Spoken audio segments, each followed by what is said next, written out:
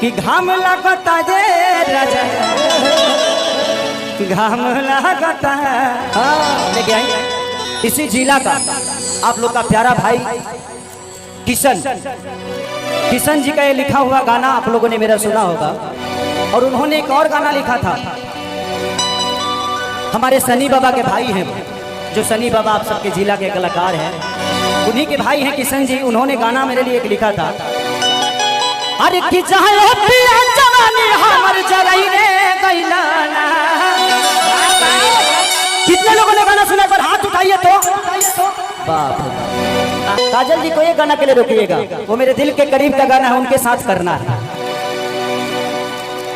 कि प्यारे नहीं खेल लिखल अरे हाथ के लकीर में नहीं तकदीर में पाखना होला तो दिल जहाँ लागे दिमाग ना लागे, पूछ लेनिए से कि खराब ना लागे।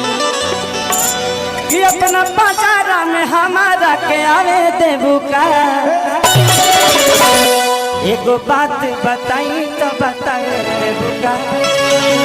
अल्लाह बानी से नुरा सुनबो भजन ना सुनबो। यूट्यूब वाला भाई लोग कहता कि ना खाली अश्लीलता होता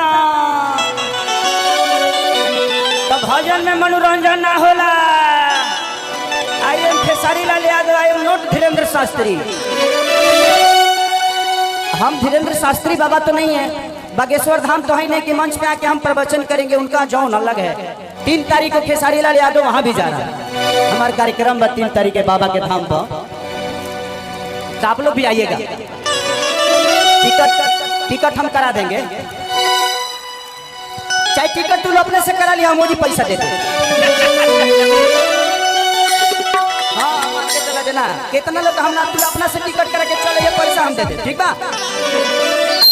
ना ही देव तो कोनो कार्यक्रम में तर लोग के नाम धो दे तो पुरस्कार में हो जाएगी।